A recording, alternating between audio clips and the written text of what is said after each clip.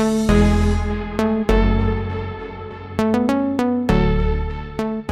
I'm Ajarn Mieder, and today I'm going to give you some tips on how to do the suffix s. Now, this means the spelling rules, meaning how to change the root word by adding the s. Now, today we're just going to focus on the verbs. This means if I take verb 1 and I add the s and how to do it. Okay, so it's very easy. All I need to know is that if a verb ends with a consonant or a vowel, I simply add the s. So that basically means almost every word. So that is very easy. For example, if I take the word work, now it ends with a K, a consonant. All I do is I add the s, works. Play, a Y, which ends with a vowel. I just add the s, plays. All right, very straightforward. Now, the ones that I actually need to understand is when a verb ends with an s, x, z, ch, sh, or o, then I have to add the es. For example, box. Now, box ends with an x, so now I have to add an es.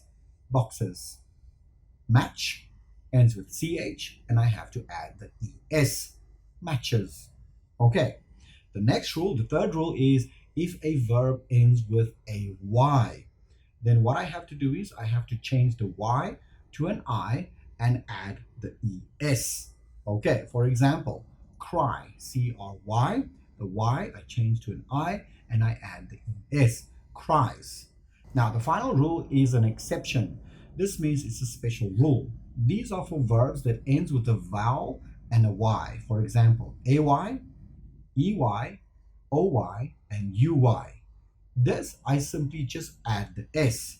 For example, play, that's a vowel and a y, I just add the s. I do not change the y to an I and then add the es. All right, very straightforward. So the suffix s is pretty easy for the verbs. All you have to do is you need to practice this as often as possible, and this will help you to memorize these simple rules. If you've liked this video, please press the like button and don't forget to subscribe to our channel. Thank you for watching.